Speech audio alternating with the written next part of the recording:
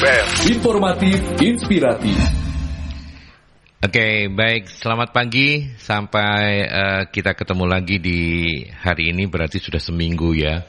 Karena program kita ini memang di setiap hari Selasa pagi. Dan senang bisa menghadirkan kembali para narasumber untuk perbincangan yang luar biasa, Talkshow Solusi SDM bersama Magnet Solusi Integra, Messi Consulting, dan program ini rutin bisa Anda ikuti, bisa Anda tonton kembali juga di akun YouTube-nya Mercury di @Radio Mercury 96 ya. Jadi kalau Anda tertinggal untuk perbincangan ini, silakan menontonnya, atau kapan-kapan kalau misalnya Anda ingin mendalami lagi topik-topik luar biasa yang diangkat oleh teman-teman MSC untuk diskusi kita setiap Selasa pagi, silakan Anda tonton kembali di akun YouTube-nya Mercury. Jangan lupa juga untuk like, comment, subscribe terutama ya, supaya akunnya bisa lebih berkembang lagi. Dan pagi hari ini saya berbicara, atau kita akan memperbincangkan sebuah topik yang saya sendiri juga nul putul ini kalau orang Surabaya bilangnya. Tapi saya menyapa para narasumber dulu. Bu Nafi, kurang sehat tapi tetap semangat ya. Semangat Mas Aldi. Pasti habis ini menjadi lebih sehat ya. Amin, amin. Oke, amin. Saya juga sebenarnya sama gitu loh, tapi yang paling sehat adalah Mbak Irna. Mbak Irna, sebentar saya cek dulu, nanti kalau namanya salah saya bisa dihukum ini. Iya. Nama lengkap beliau adalah Dr. Anda Irna Farhani, seorang yang sudah sangat senior ya, praktisi HR yang sudah sangat senior. Iya, betul. Salam sehat Mbak Irna. Salam sehat Mas Aldi. Ya, Alhamdulillah bisa ketemu di sini. Alhamdulillah kita ini reunian sama-sama, ketiga-tiganya adalah kampus Oranye ya. Dari FISIP UNER. Nah, mudah-mudahan si Kiki ya, humasnya FISIP yang lagi dengerin bisa mencatat ini. Oke, hari ini kita bicara soal social audit. Silakan Bu Novi, saya sama sekali akan mengikuti supaya nanti bisa dipahamkan. Dimulai dari pengantarnya pengantarnya begitu ya. Oke, jadi intinya begini Mas Aldi, perusahaan dalam menjalankan bisnisnya itu tidak hanya semata-mata berorientasi pada profit gitu ya, gitu. Terus kemudian karena itu perusahaan itu perlu juga menunjukkan bahwa dia juga sudah melakukan aktivitas-aktivitas yang sesuai atau comply dengan ketentuan-ketentuan umum yang ada seperti itu. Jadi artinya nggak boleh dia jual harga, bisa dapat harganya murah, tapi bukan hanya juga barangnya tidak berkualitas, tetapi proses di dalamnya dan juga lingkungan yang ada di sekitarnya itu juga harus sesuai dengan ketentuan-ketentuan yang ada seperti itu. Nah, biasanya yang mensyaratkan seperti ini adalah perusahaan-perusahaan yang orientasinya ekspor gitu ya, ke luar negeri, karena pasar menuntut situasi-situasi yang seperti itu. Nah, jadi hari ini kita akan berdiskusi itu. Terus kemudian ini mungkin belum banyak perusahaan yang menerapkan seperti ini ya, tidak banyak karena itu tadi jenis usahanya mungkin bisa jadi sangat spesifik gitu ya. Tapi ini yang kemudian menjadi nilai tambah dari perusahaan yang sudah menjalankan itu. Artinya segala proses yang ada di dalamnya itu kita comply, baik ketentuan secara nasional maupun secara internasionalnya. Seperti itu. Jadi bisa juga menjadi branding yang bagus bagi perusahaan karena telah menerapkan itu. Seperti itu. Jadi itu social audit. Langsung saya ke pakarnya begitu ya. Iya, yang betul. lebih paham soal ini. Ini saya juga sama-sama belajar sama Mas Aldi. Sama-sama belajar. Kok enggak Pak ballpoint? Ada ya. Ada. Ini ditulis loh ya nanti ya. Iya, betul. Ini ballpoint sama kertas nih. Ada ujiannya nanti. Menunjukkan generasinya ini. Ada. Ini gurunya tadi pagi sudah nulis banyak loh, saya lihat loh ya. Awas kalau enggak nyimak ya. Oke, baik Mbak Ira, silakan ditambahkan dari pengantar social audit dan kenapa kemudian social audit ini penting ya, terutama bagi perusahaan yang bergerak di bidang tertentu katanya. Ya, terima kasih. Jadi social audit itu pengertiannya adalah pemeriksaan formal dan sistematis terhadap tanggung jawab sosial perusahaan. Jadi seberapa bertanggung jawab perusahaan terhadap lingkungan sosialnya dan seberapa baik perusahaan mencapai tujuan tanggung jawab sosialnya. Nah, mengapa ini penting? Karena terutama untuk perusahaan yang bergerak di bidang ekspor, karena ini menjadi persyaratan untuk ekspor. Jadi di beberapa negara itu mensyaratkan memang kita harus memiliki sertifikasi social audit, di mana social audit ini macam-macam jenisnya, dan beberapa pasar itu mensyaratkan beda-beda juga. Jadi ada seperti BSCI itu Business Social Compliance Initiative, kemudian ada lagi pasarnya yang juga menuntut sertifikasi Cisco, Costco, Kroger, Nah, ini beberapa sertifikasi ini beda-beda juga klausulnya, tetapi pada prinsip besarnya itu sama. Jadi intinya itu sama, ya. Kemudian dan bagi perusahaan yang bergerak di bidang ekspor itu menjadi tuntutan lingkungan eksternal perusahaan yang memprioritaskan tidak hanya murni semata-mata pada keuntungan, ya, tetapi juga mempertimbangkan aspek sosial dan lingkungan. Nah, nantinya social audit ini menjadi alat untuk mendukung perusahaan mencapai bisnis yang bertanggung jawab secara sosial. Ya, jadi kita ini benar-benar yang dituntut mendapatkan nilai baik supaya bisa ekspor. Kalau kita mendapatkan nilai red itu selama 6 bulan kita tidak bisa ekspor. Tidak bisa ekspor, ya. Untuk produk tertentu yang disyaratkan ini, sertifikasi ini, kita harus re-audit lagi. Lagi, kemudian kalau misalnya red lagi, ya tetap tidak bisa lagi selama 6 bulan. 6 bulan. Oh. Sampai kita mencapai nilai yang bukan red. Yang jadi green nilai gitu ya? itu ada green, yellow, orange, dan red. Nah, kita sih targetnya tuh green selalu. Kalau yang orange itu kampus kita ya orange. Enggak ada hubungannya ya. Beda ya. Beda, ini bukan kampus, Rek. Kita sekarang harus sudah ganti ungu, Mbak. Oh, udah ganti. Psikologi ungu. Lo saya enggak mau ikut kalau itu. Unyu-unyu, Mbak. Oh, unyu-unyu ya enggak ikut. Ya. Oke, kalau masih red itu berarti 6 bulan terus intervalnya ya begitu ya. Tapi mungkin juga makin ini untuk makanan ya, food gitu ya. Kalau food ini ada lagi. Jadi bukan hanya social audit, tetapi mengenai food safety, pengamanan terhadap sebentar. produk. Bidang tertentu ini semua bidang yang apa? Seluruh ekspor itu harus ada social audit. Ya. Nah, tapi kalau terutama yang food ini ada food defense, ini ada food pengamanan terhadap produk. Ini ada lagi auditnya. Oh, double berarti ya. BRC, kemudian BIP itu nanti juga ada seperti hak SAP-nya, kemudian juga ada social auditnya gabungan.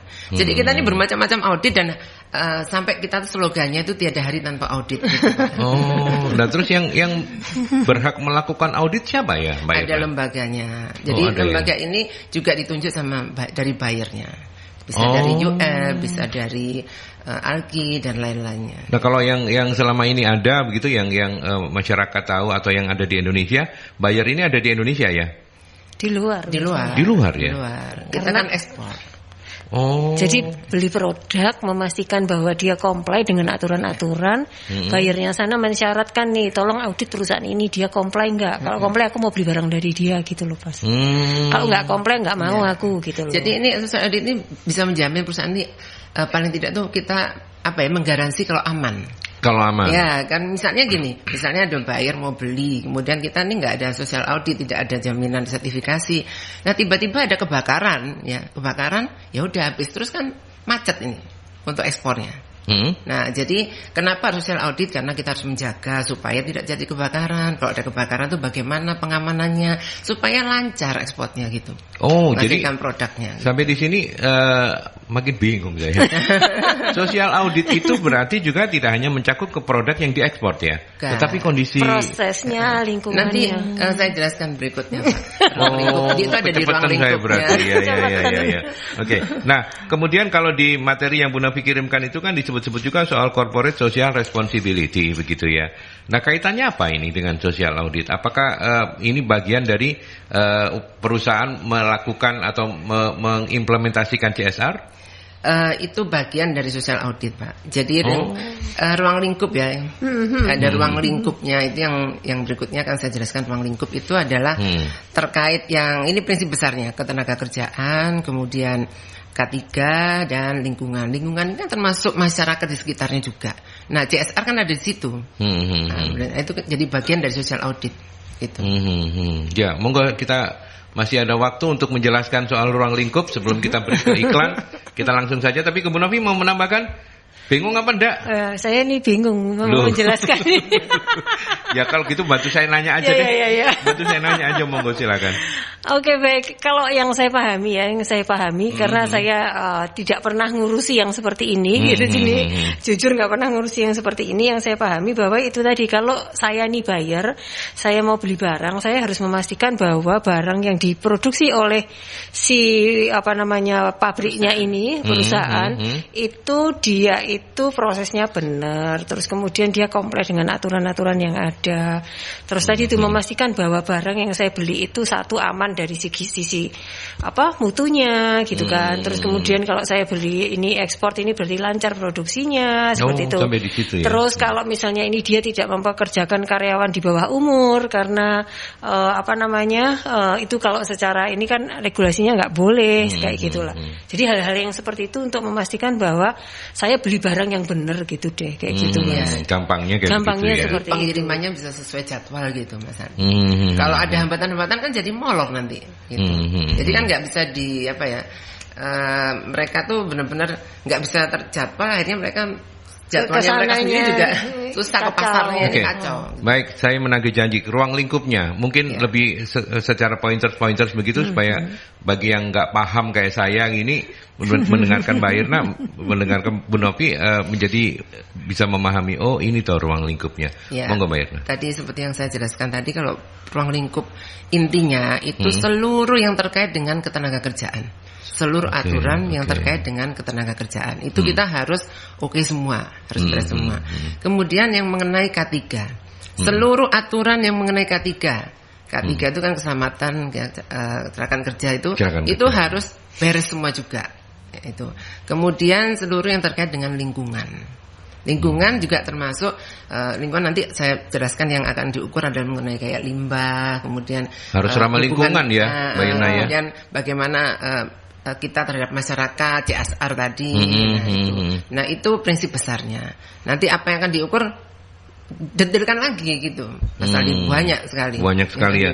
Mungkin memang kalau sejam ini untuk detailnya kan nggak cukup waktu ya. 1 hari Pak. Wah, harus 1 hari. Baik, kita ke penelpon dulu. Kita mau penyegaran sama Pak Sumarwito pasti ini.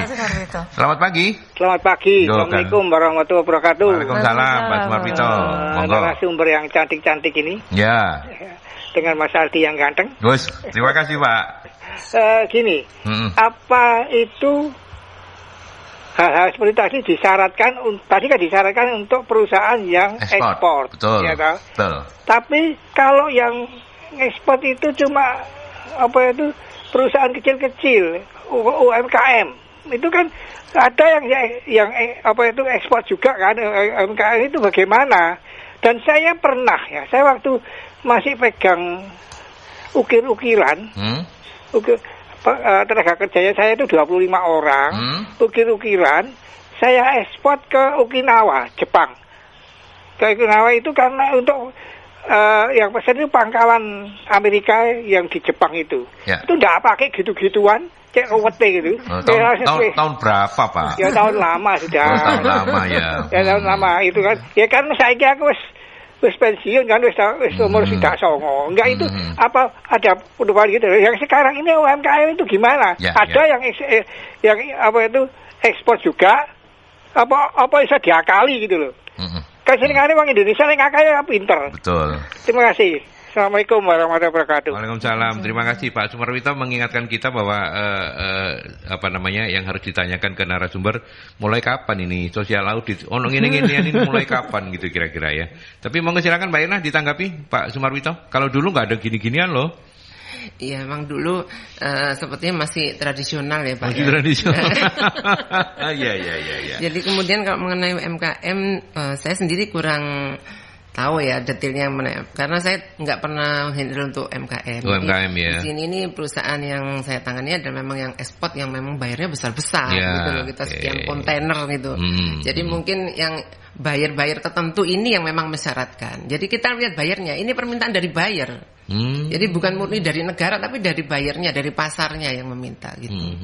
Gitu Pak. Jadi mungkin lain pasarnya juga lain permintaannya barangkali. Iya, lain pasarnya, lain permintaan. Pak Sumarwito mungkin Jepang nggak pakai begitu, tapi kita juga nggak tahu yang sekarang ya. Iya. Karena kan dan kapasitasnya juga pasti yang besar. Kalau yang UMKM, Bu Irna kurang paham. Tapi ada kemungkinan diberlakukan itu mungkin tidak sedetail ketika ini. Iya benar. Jadi sepertinya sih memang diberlakukan, tapi yang tertentu saja. Yang mungkin saja, jadi ya. tidak ada pekerja anak, mungkin kayak gitu, tidak ada kerja paksa, kerja rodi kayak gitu, mungkin yang ekstrim gitu. Kalau di tempat kami kan malah setiap tahun tuh selalu ada tambahan peraturannya. Oh. Jadi kita tuh sampai mengejar bagaimana bisa memenuhi semua itu gitu, Pak. Dan itu semua pihak bayar yang menambahkan ya? Dari pasarnya, ada klausul-klausulnya. Jadi kayak BSCI itu dari BSCI-nya itu mulai sekarang ada lagi tambahan aturan ini di Permen nomor ini kayak gitu, Mbak. Mbak Ina, yang membedakan itu lebih ke bersifat spesifik masing-masing perusahaan atau negara. Misalnya, kalau Amerika kayak begini, kalau Eropa yang negara ini, Eropa yang ini. Atau seperti yang apa? Membedakan nih pasarnya. Jadi sama-sama di Amerika, tapi pasarnya beda. Nah, itu tuntutannya beda. Gitu. Gitu ya, sampai gitu. itu. Makanya banyak banget ya. Bu Novi mau komentar? Ngetes. Loh, enggak. Makanya kok banyak banget. Kalau sehari masuk akal, kalau sejam nggak cukup lah. Iya. Audit ini. Iya, jadi saya sosial audit ini karena tadi bayar yang mensyaratkan, jadi punya ketentuan-ketentuan lah masing-masing. Gitu. Mungkin nanti dijelaskan lebih detail lagi sama Bu Irna pas menjelaskan apa sih yang di audit. Yang di audit itu apa aja sih kayak gitu. Gitu barangkali habis gini kita dapat pencerahan lebih banyak lagi Mas Aldi. Bu Novi pinter juga loh ya. Cara beliau untuk mengemas jawaban luar biasa. Tapi kita balik setelah pesan-pesan ya.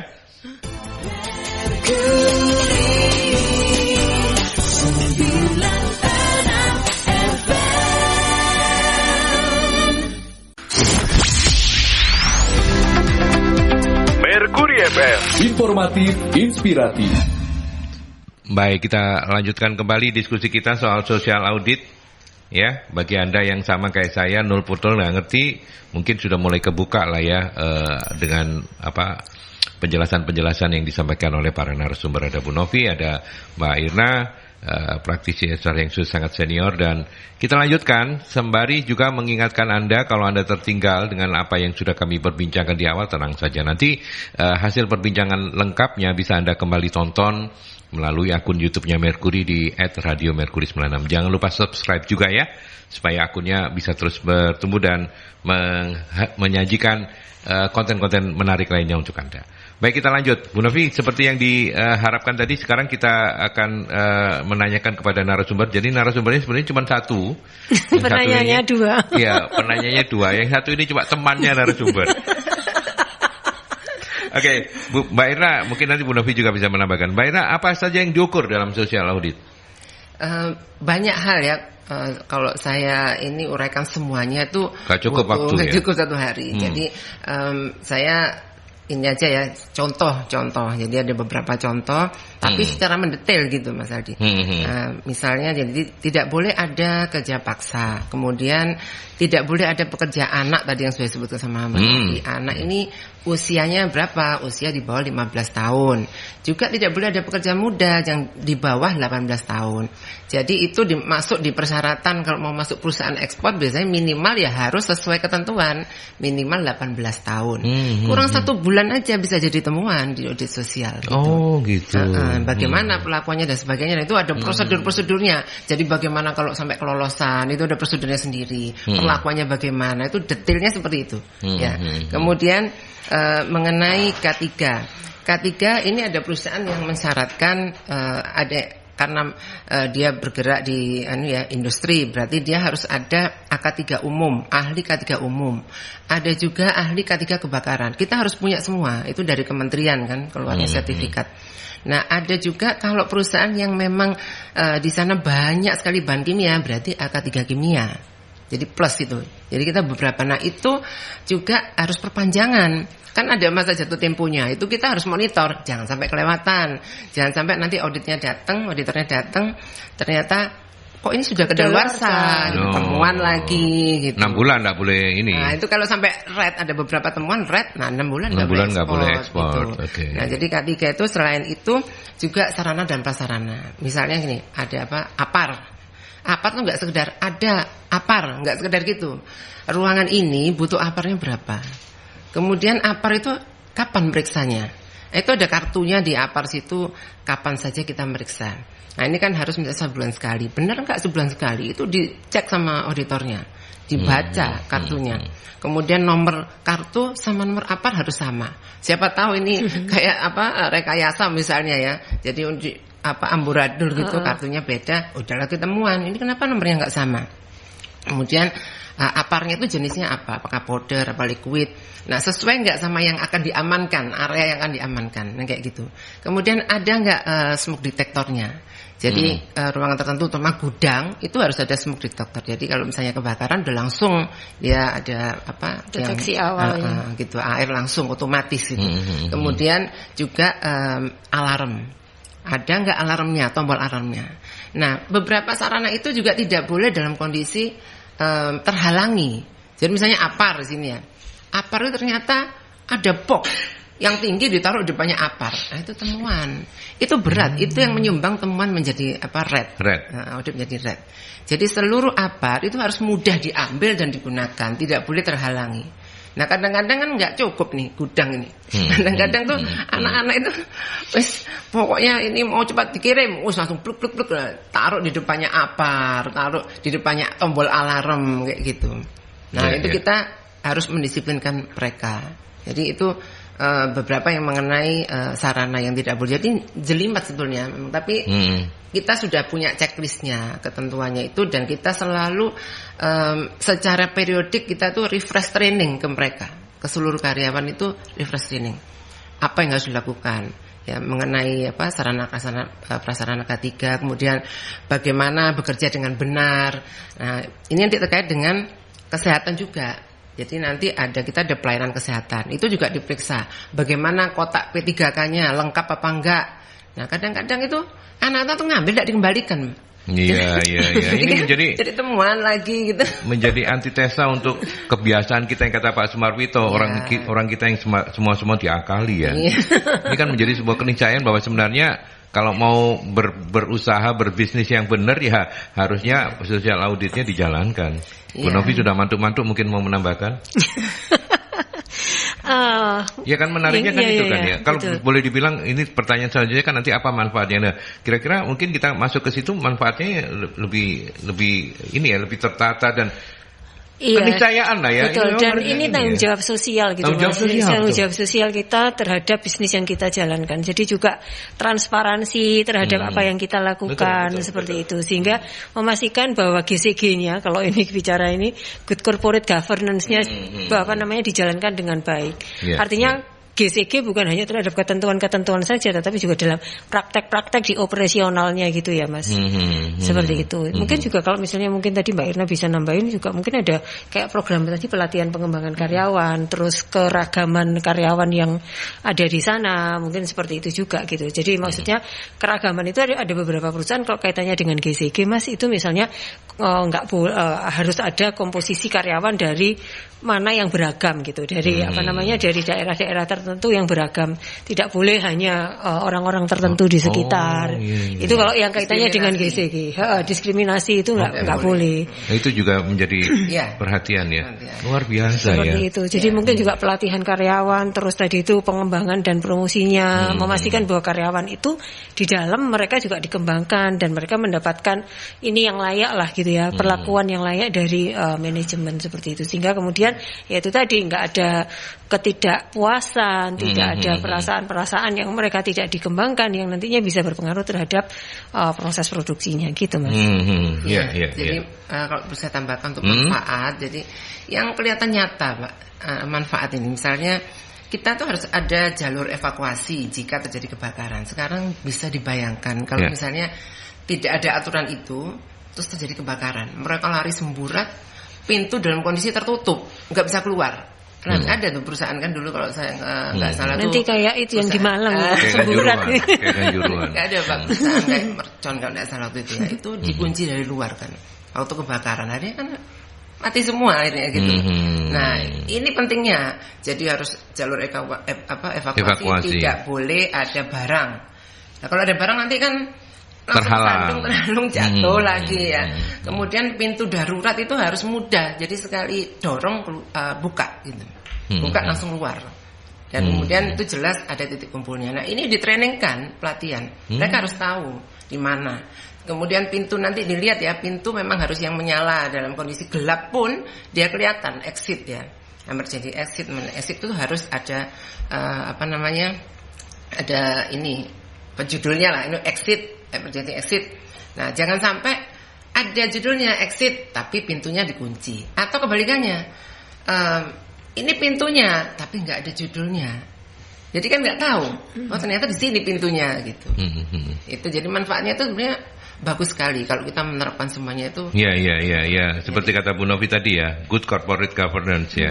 Ya, jadi tata kelolanya memang menjadi tertata, dan sebenarnya manfaatnya ya ketika semua hal tertata dengan baik ya, bisnisnya insya Allah juga pasti akan baik juga. Tapi yang ingin saya sampaikan, karena kita ini kebetulan sedang membahas ini soal auditor. Tadi auditornya kan dari negara dari badan sertifikasinya, Mas. Badan sertifikasi. Bukan punya kita ya? Bukan dari itu mandiri itu, independen. Dan mereka artinya kalau auditornya lihat, nah apakah auditor itu juga akan mengunjungi pabrik-pabrik itu? Pasti. Mengaudit. Kunjungannya mendadak. Makanya kita juga mau merekayasa bagaimana. Jadi range-nya kalau dulu tuh cuma 2 minggu ya range-nya itu. Sekarang enggak. Yang sekarang ini 1,5 bulan. Jadi saya enggak bisa cuti. Misalnya kalau misalnya tiba-tiba datang, jadi range-nya misalnya tanggal 1 Oktober sampai tanggal 16 November. Nah, dalam range itu tiba-tiba datang, padahal datangnya cuma 1 hari. Tapi kan datang di hari yang mana kita nggak tahu. Jadi kan saya juga nggak bisa cuti, nggak bisa. Iya. Anak buah saya juga, kamu nanti aja ngambil cutinya. Gitu. Di range yang sudah ditentukan. Ya. Tapi kalau inspeksinya cuma sehari cukup ya? Sehari cukup, biasanya kalau 2 orang, kalau 1 orang biasanya 2 hari. Gitu. Bule-bule berarti yang datang itu? Enggak, jadi ada perwakilan. Ada perwakilan. Dari Jakarta kantornya. Mereka punya perwakilan di Jakarta dan orang-orang kita. Tapi, nah ini kenapa saya tanyakan bule? Kalau bule kan nggak bisa diajak bargaining gitu ya. Nah kalau orang-orang kita juga nggak bisa diajak bargaining ya? Nggak bisa. Jadi makan siang pun mereka bayar.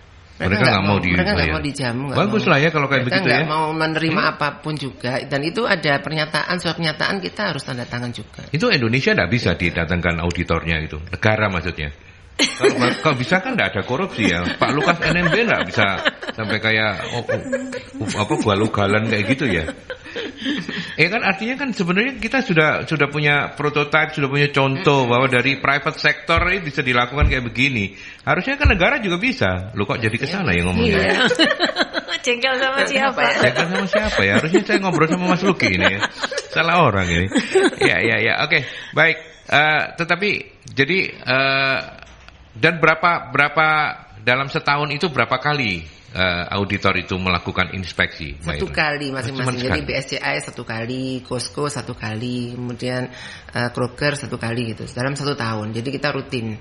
Cuman kan misalnya berurutan kan, nanti yang ini bulan ini, yang ini bulan ini gitu. Jadi kan hampir. Loh kalau ada 12 terus kemudian berurutan lo nggak bisa cuti setahun lah. Nggak mesti, biasanya ada jedanya. Ada jedanya juga. Karena memang terpaksa ya kita bisa, tapi kan ada wakil juga di yang bisa. Yang penting semua sudah beres, dokumen apa semua sudah oke. Ya, jadi prosedurnya mereka akan ngasih tahu bahwa range-nya antara ini sampai ini. Ya. 1,5 bulan rata-rata ya. Iya, sekarang 1,5 bulan. 1,5 bulan di kapan datangnya nggak tahu, tapi di range antara itu sampai itu gitu ya. Oke. Baik. Menarik, silakan untuk Anda yang mau sharing-sharing, monggo silakan. Sharing apa aja boleh kok. Kalau misalnya sharingnya nanti nggak cocok karena nggak ngerti ya nggak apa-apa, nanti dijelaskan gitu ya di 0315620096 atau juga ke WhatsApp di 0817300096. Kita ke pesan-pesan lagi. Yang teraktual dari Mercury FM, www.mercuryfm.id. Mercury FM, informatif, inspiratif. Baiklah, kita lanjutkan. Ada Pak Hamid yang menanyakan pagi hari ini, apakah marketplace juga menerapkan social audit? Baiklah. Ya, kalau marketplace ya Saya sih tahunya memang harus menerapkan social audit semua, Pak. Harusnya ya. Harusnya iya. Tapi kalau sekarang sudah mengimplementasikan atau belum, walau alam ya. Itu terserah pasarnya, terserah mereka ada menuntut itu enggak. Jadi kita mau jual kemana gitu loh. Kita mau jual kemana, pasar itu tuntutannya apa. Ada pasar yang mungkin enggak perlu menuntut itu, ada mungkin masih ada. Tapi ada yang kebanyakan yang pasar-pasar besar yang memang sudah terkenal itu pasti menuntut social audit. Balik lagi kayak UMKM tadi ya, kalau marketplace yang jualannya volumenya kecil-kecilan, belum kontainer-kontaineran mungkin lebih relatif lebih ini gitu. Tapi yang pasti yang mesti harus diketahui adalah kalau itu berkaitan dengan food, maka social auditnya menjadi lebih ribet. Lebih ribet. Iya ya, bisa 2 kali lebih ribet. Iya, bangsanya kayak sertifikat halalnya, kayak gitu-gitu SNI-nya lah. Karena kayak kadang gitu. juga ada pertentangan antara audit yang pengamanan ini foodnya ya dengan social audit. Misalnya tadi yang saya katakan pintu darurat tidak boleh dalam keadaan tertutup kan, harus langsung buka. Nah, biasanya kalau pengamanan produk itu malah tidak boleh banyak yang terbuka-buka karena nanti kan nggak aman. Kalau keluar masuknya nggak jelas itu gitu. Nah, yaitu kita bagaimana kita menyikapinya di tengah-tengah itu gitu. Ya, oke. Jadi itu ya Pak Hamid, mudah-mudahan dipahami marketplace ya. So far sih harusnya menerapkan social audit, tapi kalau misalnya masih kapasitas pembeliannya atau volumenya tidak terlalu besar, mungkin relatif masih tidak terlalu ketat juga begitu ya. Kalau setahu saya Mas, kalau pasar dalam negeri kebanyakannya belum sampai ke sana ya. Belum sampai ke sana. Biasanya itu yang sudah pasar internasional yang mengharuskan. Bahkan kalau misalnya kita bicara standar ISO yang biasanya standar mutunya ISO yang 9001 itu biasanya masih lebih ke proses, dan kalau jualannya ke lokal kayaknya itu juga bukan menjadi persyaratan.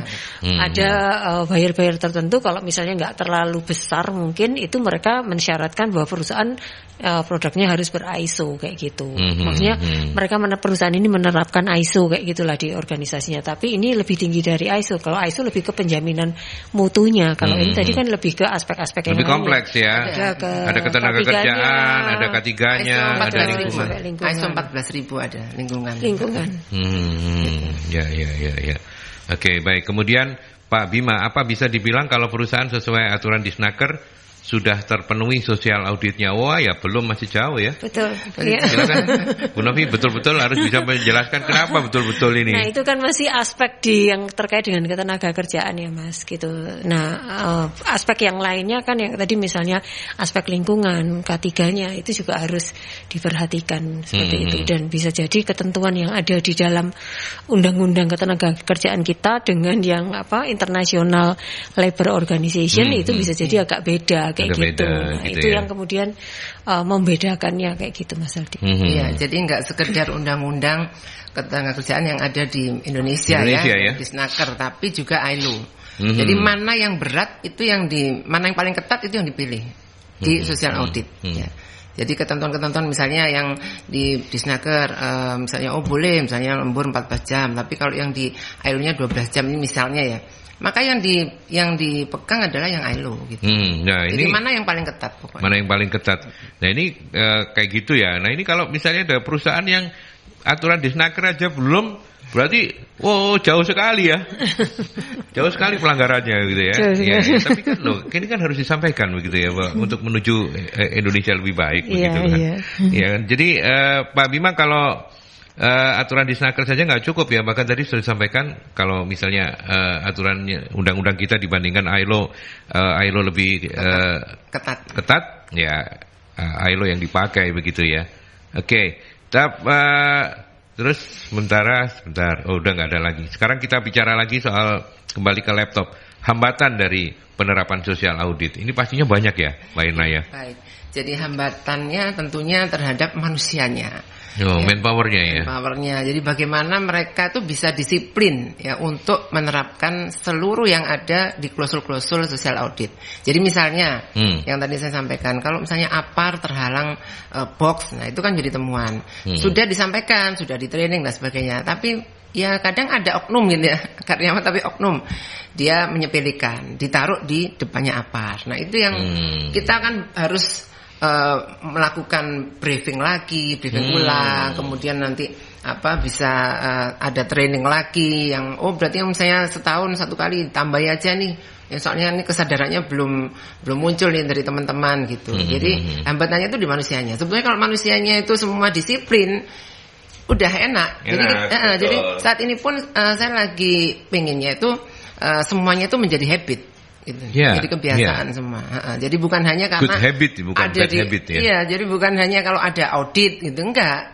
Tapi saya berusaha hari demi hari ini yang kita jalani itu sesuai dengan semua klausul gitu loh. Tapi pasti bisa kok, bisa. Dan kalau bisa pun kita lebih enak, lebih nyaman sebenarnya. Ya kayak tadi yang saya sampaikan, kalau misalnya kita sudah rapi semua, nanti ada ada kebakaran apa yang harus kita lakukan, jalur evakuasi lancar, kita bisa langsung keluar. Nah kemudian bisa dipakai semua, kondisi baik. Jadi nggak perlu sampai besar, api itu kecil sudah langsung beres gitu kan. Tapi kalau itu nggak ada, nah itu jadinya. Ya bahkan ketika bicara soal fasilitas, kalau skala produksinya gede dan memang luasannya cukup besar, apar saja nggak cukup ya? Nggak cukup. Harus punya mobil pemadam. Iya, damkar ya. Damkar nanti juga harus ada izinnya dari pihak ini PMK ya. Setempat gitu. Kemudian juga ada pelatihan juga. Gitu. Itu yang ada pelatihannya dari PMK juga. Ada damkar, ada yang bisa mengoperasikan dolo-doloan solan. Ayo, Novi bisa nggak? Gak iso. Nyetir mobil belum tentu bisa bawa damkar kan. Atau waktu pas ada jadian nggak bisa di starter nih. Karena nggak dicek. Akhirnya tekor. Ya, atau airnya habis. Nggak pernah tekor toh. Ya. Tapi menariknya adalah ini menjadi benar-benar menjadi pelajaran yang luar biasa ya, karena private sector saja sudah diatur sedemikian rupa ketika kita harus berbisnis dengan secara baik dan benar. Iya, secara baik dan benar dan berbisnis dengan dunia internasional. Gitu. Kalau skalanya masih lokalan ya mungkin tidak, tapi alangkah baiknya ya kalau misalnya yang lokal pun juga mulai ini ya. Tapi kan seringkali gitu Thomas, kalau belum jadi kewajiban terus tidak ada sanksinya gitu kan, ya ngapain mesti ada sanksinya aja diakalin kok. Makanya tadi kan ada pertanyaan dari Pak Bima itu, ya kan? Apakah bisa dibilang kalau perusahaan sesuai aturan Disnaker sudah terpenuhi? Jangan-jangan perusahaan Pak Bima belum sesuai aturan Disnaker misalnya. Jangan gitu dong. Jangan gitu, nggak boleh. Ya, oke. Dan balik lagi ke soal hambatan. Selain masalah disiplin, apalagi yang selama ini pengalaman untuk mendisiplinkan orang Indonesia seperti apa effort yang harus dilakukan, Mbak Irna? Pengalaman selama ini, entah di perusahaan yang sekarang atau di konsultan ketika itu? Ya, yang pasti kita tuh nggak bisa hanya megang karyawannya saja. Itu semua kan juga dari suhunya kan. Suhunya ini kan ada manajer, ada dari top manajemen, manajer, kemudian ada asisten manajer, ada supervisor. Nah, kalau mereka ini yang panutannya ini juga menjalankan dan disiplin juga mendisiplinkan mereka, menegur mereka kalau keliru. Nah, itu lebih aman. Ada kalau yang perusahaan yang nggak mau tahu, pokoknya saya ini kerja, yang penting itu sesuai target. Nah, ada yang manajer atau para leader-leadernya itu hanya sesuai target aja. Ya nggak bisa. Kita mau training kayak apa sampai ngoyo, nggak bisa. Jadi training ini kan fasilitasnya dari HR kita melatih, tapi di dalamnya area situ itu tanggung jawabnya masing-masing leader gitu. Jadi biasanya saya punya checklist. Area sini mana supervisornya? Oh ya Bapak ya, saya Bapak Tony. Bapak Tony di sini ada apa? Jumlahnya berapa? Nih. Catat, dia tanda tangan. Harus dalam kondisi baik. Kalau tidak baik, harus lapor. Kalau saya ke situ nggak baik, lah berarti kan dia salah. Nggak lapor. Masuk di penilaian, nggak lapor. Gitu loh. Karena kalau tim K3 sendiri kan tidak mungkin kita jumlahnya banyak. Gitu. Buat apa? Ya kan? Jadi masing-masing tanggung jawabnya itu ada di masing-masing proses ini. Kemudian ada jumlahnya emergency lamp. Kadang-kadang itu udah nggak ada. Loh kemarin kan taruh sini kok hilang ya? Kok nggak ada ya? Kemana? Nah ini harus tanggung jawab. Makanya tanda tangan satu persatu, serah terima, tanda tangan ya. Ini sudah. Berarti kita ke situ lagi ngecek. Kita bicara sama supervisor ini gitu. Jadi dia kan juga bisa mendisiplinkan yang karyawannya. Iya. Jadi memang ngatur human resource ini memang tidak mudah ya. Mudah, Mbak. Karena dia itu punya akal budi dan hati nurani masing-masing gitu ya. Tetapi Bu Novi sebagai pihak yang saya pikir dalam tanda petik harus bertanggung jawab ya, kan konsultan ya. Jadi kan bagaimana kemudian sejauh ini apa yang temuan-temuan menarik yang bisa jadi catatan. Ini loh, ketika bicara soal SDM Indonesia, ini yang masih menjadi hambatan-hambatan atau kendala-kendalanya apa Bu Novi? Kalau kaitannya dengan SDM ya penerapan sistem manajemen sumber daya manusianya itu belum diterapkan dengan baik gitu loh Mas. Jadi kebanyakannya jadi pengelolaannya SDM-nya itu belum dikelola dengan baik. Biasanya yang paling gampang perusahaan itu memenuhi dulu hal-hal yang berkaitan dengan basic itu yang kaitannya dengan disnaker, yang kaitannya dengan jam kerja lah, tentang upah, terus lembur yang kayak gitulah. Itu yang itu harus diikuti. Tapi kalau sudah perusahaannya ini sampai ekspor dan harus ada audit sosial, paling enggak itu sudah sudah tercover kayak gitu Mas. Terus kemudian tadi itu yang berkaitan dengan hal-hal yang basic itu masih ada sih yang belum. Tetapi kalau sudah ekspor tadi ya sudahlah, kebanyakannya mereka harus mengikuti karena mau nggak mau ada ketentuannya. Lalu nah itu tadi masalah tentang etos kerja kayak gitu, kedisiplinan itu memang jadi masalah besar. Ini belum lagi yang kaitannya dengan kalau harus social audit kayak gini, itu sistem dokumentasinya harus benar. Maksudnya administrasi itu kan ribet bukan ribet ya, tetapi memang harus tertib kayak gitu. Karena kalau enggak ya itu tadi pasti akan banyak sekali temuan-temuan, itu konsistensi penerapannya itu jadi terganggu kan seperti itu. Jadi kembali lagi ke masalah itu tadi etos kerja gitu loh Mas, terhadap tanggung jawab terhadap pekerjaannya. Seperti itu. Terus apalagi ya kalau tentang SDM ya itu tadi. Terus lebih ke penerapan inilah Mas, kayak misalnya tadi pelatihan dan pengembangan itu saya rasa masih banyak di perusahaan-perusahaan mungkin yang dengan skala yang masih agak ini ya, mereka belum terlalu menerapkan semua tentang program pelatihan dan pengembangan. Itu masih mungkin belum ada lah. Pokoknya kerja lah kayak gitulah, kayak gitu masih seperti itu. Apalagi kalau mau ngomong tadi masalah-masalah yang lebih tinggi yang dituntut di dalam ketentuan-ketentuan yang ada di dalam audit sosial ini tadi. Misalnya tentang keragaman karyawan itu mungkin belum semuanya. Sistem manajemen karirnya mungkin juga belum diatur yang kayak gitu. Dan MSI sangat siap ya untuk membantu perusahaan-perusahaan ya. Betul. Siap toh? Siap. Nah itu kabar gembiranya. Saya senang kalau begini, berarti Bu Novi dan teman-teman kerjanya good. Iya, jadi bisa support lah kita untuk tadi sistem-sistem yang masih bolong-bolong tadi kita bisa bantu. Ada sedikit tambahan. Jadi untuk menerapkan ini, jadi supaya berhasil itu kalau saya selama ini saya evaluasi itu hanya ada 2 hal. Jadi kemampuan leadershipnya orang-orang itu dan manajerialnya. Kalau tanpa itu dia nggak bisa memanage dengan baik, udah buyar semua. Jadi kan kita sekian banyak alat, forklift, kemudian boiler, genset, petir. Nah itu masing-masing ada sertifikatnya dan masing-masing itu ada jatuh temponya. Nah itu kalau memanagenya bagus kan bisa langsung buat planning selama 1 tahun. Mana-mana, oh ini jatuh temponya bulan Februari, oh ini bulan Juni. Jadi nggak akan ada yang terlupakan gitu. Jadi bukan itu aja, juga sertifikat dari operatornya itu juga ada jatuh temponya. Jadi kan saya bilang tuh manajerialnya harus bagus gitu. Dan di lapangan leadershipnya harus bagus gitu. Ya, 2 hal ini yang kalau kita bicara soal efektivitas social audit pada ke manajemennya sama leadershipnya gitu ya. Saya bisa bayangkan loh, begitu banyaknya pekerjaannya Bu Irna ya, luar biasa ya. Nah ini baru kerjaan yang berkaitan dengan social audit loh Mas. Bukan yang sudah yang memang harus skopnya HR yang harus dikerjakan kan gitu. Iya. Sudah berapa orang yang disangsi selama dalam hidupnya Mbak Irna?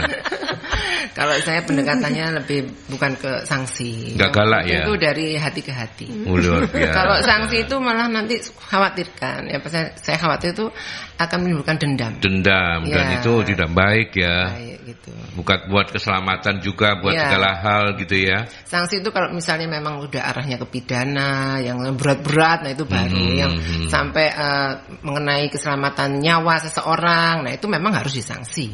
Tapi kalau sesuatu yang misalnya kayak melanggar yang ringan-ringan, kita lebih baik ke peneguran, kemudian dia membuat surat pernyataan tidak mengulangi lagi gitu. Dan kita di sana juga ada jadwal konseling, jadi siapa-siapa yang memang ini loh si A si B ini yang memang agak bermasalah itu kita buka konseling gitu. Ada kartu ininya juga kartu karyawannya. Iya, oke.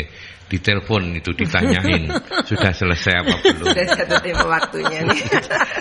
Ya, aparnya jatuh tempo waktunya Tapi menarik di bagian yang terakhir saya juga ingin menanyakan yang mungkin sedikit agak pribadi, bagaimana cara Mbak Irna menseimbangkan gitu ya dengan tekanan tingkat pekerjaan yang apalagi hal-hal yang rutinitasnya cukup banyak kayak begini kan bikin gampang boring, gampang stres, gampang apa gitu ya.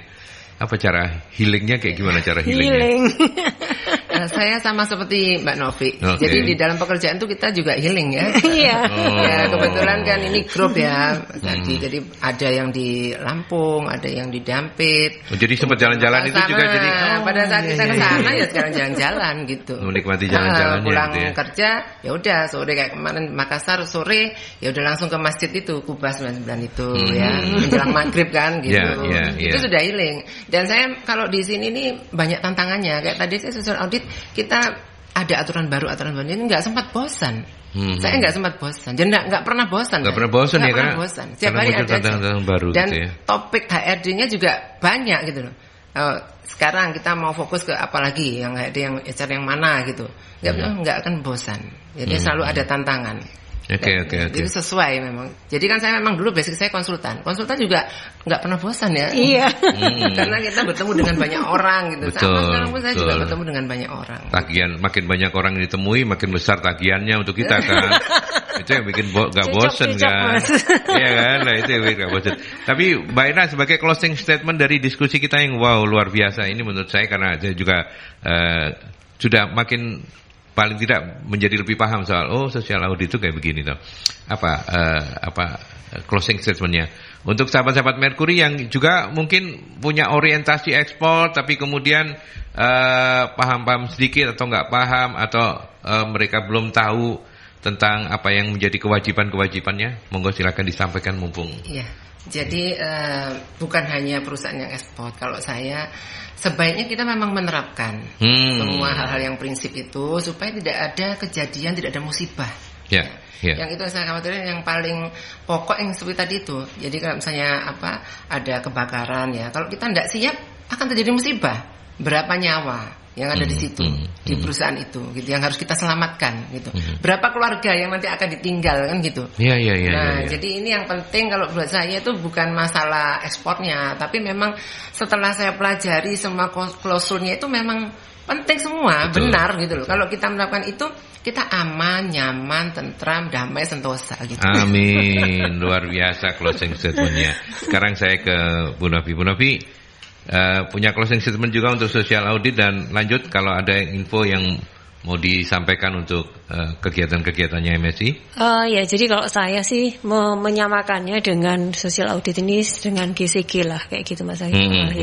Tata kelola perusahaan yang baik dan benar gitu. Yeah. Jadi tata kelola itu mulai dari prosesnya seperti itu, terus kemudian kepenjaminan mutunya proses itu juga kepenjaminan mutu, terus kemudian terhadap pelaksana keamanan keselamatan orang-orang yang ada di dalamnya, termasuk juga terhadap lingkungan kita, tanggung jawab terhadap lingkungan kita, bagaimana misalnya limbah itu nggak boleh dibuang sembarangan, harus disalurkannya di mana, harus diolah sebelum dibuang ke tempat pembuangannya, seperti itu. Terus kemudian itu tadi nggak terjadi demo dari orang sekitar karena kita berkontribusi terhadap lingkungan perusahaan kita, seperti itu. Jadi lebih kayak kalau saya mengatakan di bahasa Indonesianya itu yang GCG itulah Mas. Seperti itu, memastikan bahwa tata laksana yang kita lakukan di organisasi kita itu dilakukan dengan baik dan benar. Oke, baik. Dua narasumber yang luar biasa karena memang beliau ini sudah sangat senior di bidangnya, gitu ya. Ada Dr. Anda Irna Farhani, psikolog, seorang praktisi HR yang sudah sangat senior. Mbak Irna matur nuwun Sama-sama, Pak. Sudah memberikan pencerahan, dan hari ini Bu Novi dengan GCG-nya, Mbak Irna juga dengan social audit yang mesti diterapkan untuk semua perusahaan, karena ini sebuah keniscayaan untuk bisnis kita menjadi lebih oke, begitu ya. Sehat-sehat terus ya. Amin, Pak. Kapan-kapan minta diundang kembali untuk kita ngobrol lagi. Boleh, siap selalu. Ya, baik. Mbak Novi, terima kasih.